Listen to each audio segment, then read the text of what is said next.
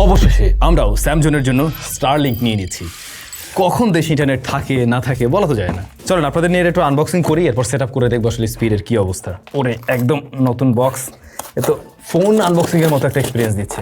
বহুত যুদ্ধ করছি ভাই এটা খোলার জন্য। ইয়েস, সাদা কালার, কি সুন্দর। এই যে এই পিছন থেকে দেখতে একদম পুরো মনে হয় যেন একটা মনিটর।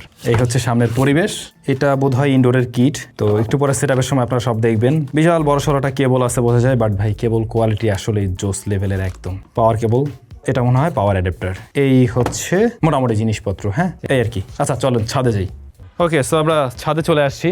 ভাইয়েরা ওনারা সেট আপ করে দিচ্ছে, বাট আই থিঙ্ক আরেকটু ওয়েট করলে আপনারা দেখতে পাবেন এটার অবস্থা আসলে কি। আচ্ছা, তো আমরা এটা আসলে নিয়েছিলাম কোয়াকেন বাই থেকে, বাট ওনাদের সার্ভিস পার্সন সরাসরি এসে কিন্তু এটা সেট আপ করে দিচ্ছে। তো যদি বাংলাদেশে কেউ এটা সেট করতে চান, ব্যাপারটা কিন্তু সহজ, ওনাদের টিমেই আছে আসলে। 2 days later. ওকে বস, এবারে ফাইনালি সময় হলো স্পিড টেস্ট করার। এই যে এত টাকা পয়সা দিয়ে আপনারা যে এই জিনিসটা সেট আপ করবেন, আসলে তাতে লাভ কতটুকু।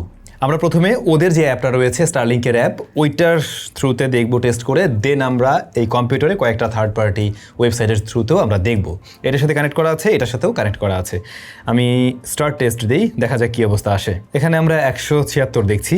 আমি একটু আগে আরেকবার ক্যামেরাতে আসার আগে আরেকবার টেস্ট করছিলাম, তখন 300 প্লাস আসছিল, 345-এর মতো বোধহয় ছিল। আপলোড স্পিড কম আসছে।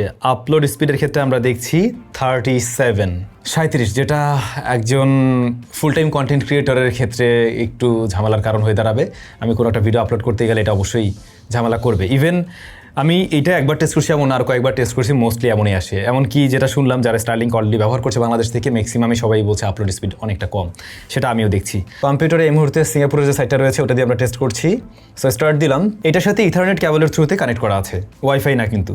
সো এইখানে আমরা ডাউনলোডটা দেখছি 319 আসছে অলরেডি, এটা বেশি আসছে, যেটা বলছিলাম যে 300 প্লাস আসছিল। আপলোড 32 দেখেন, ল্যাটেন্সি আছে 83 ms। সো যেটা বোঝা যায় আপলোড আসলেই, আপলোডের অবস্থা খুব একটা সুবিধার না। আমরা এটাতে যাই, ওকলার কী অবস্থা। আগে একটা টেস্ট করছিলাম, ওই টেস্টের রেজাল্ট ছিল ডাউনলোড 257, আপলোড 39। সো আর একবার দেখি পিং ছিল কত এখানে, 24।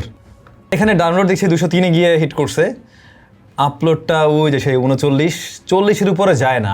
আমরা কোন প্যাকেজটা ব্যবহার করছি, সাবস্ক্রিপশন হিসেবে রয়েছে রেসিডেন্সিয়াল লাইট, যেটা হচ্ছে স্টারলিংকে বাংলাদেশের জন্য সবচাইতে কম দামি, 4200 টাকা। হ্যাঁ, আর যারা এটা নেওয়ার প্ল্যান করছেন আপনারা কিন্তু কোয়াকেন বাইয়ে পেয়ে যাবেন, ওরা অথরাইজড সেলার। আমি ডিসক্রিপশনে একটা লিঙ্ক দিয়ে দিচ্ছি, ওখানে একটা ফর্ম রয়েছে, আপনি ওটা পূরণ করলেই চলবে। আপনার সাথে ওরাই যোগাযোগ করবে, দেন আপনার বাসায় এসে ওরা সেট করে দিতে পারবে। এই হচ্ছে বিষয়। স্টারলিংকের সুবিধা যেটা বুঝলাম, যে নিরবচ্ছিন্ন আমি পাচ্ছি, ডাউনলোড ভালো, আপলোডে গন্ডগোল।